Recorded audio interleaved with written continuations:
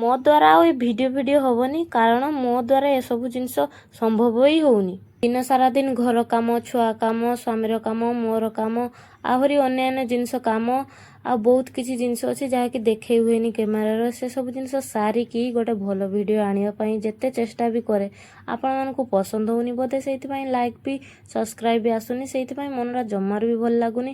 ଧୀରେ ଧୀରେ ମୋର ମନ ପୁରା ଭାଙ୍ଗି ଯାଉଛି। ବୋଧହୁଏ ସୋସିଆଲ ମିଡ଼ିଆ ଆମ ପାଇଁ ନୁହେଁ, କାରଣ ଆମେ ଯେତେ ପିଓର ଆଉ ଯେତେ ଅରିଜିନାଲିଟି ଦେଖେଇଲେ ବି ଆମର କିଛି ଫରକ ପଡ଼ୁନି। ଯେଉଁମାନେ ଆଗରେ ଗୋଟେ ପଛରେ ଗୋଟେ ଦେଖୁଛନ୍ତି, ବୋଧେ ଭାବୁଛି ତାଙ୍କର ହିଁ ଆଗକୁ ବଢ଼ିବାର କ୍ଷମତା ଅଛି ଆଉ ଶକ୍ତି ବି ଅଛି। ଆମର ସେସବୁ ନାହିଁ ବୋଧେ ମୋତେ ଲାଗୁଛି।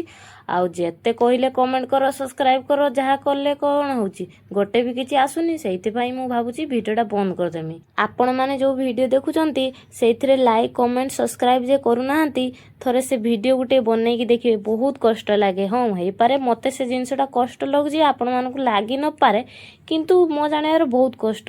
ଦିନ ସାରା ଦିନ ମେହନତ, ଆଉ ଗୋଟେ ସ୍ତ୍ରୀ ଲୋକ ପାଇଁ, ଗୋଟେ ହାଉସ୍ ୱାଇଫ୍ ଆଉ ଗୋଟେ ମା ପାଇଁ ବହୁତ ତକଲିଫ ହୁଏ, ତଥାପି କରିବାକୁ ପଡ଼େ। ମୁଁ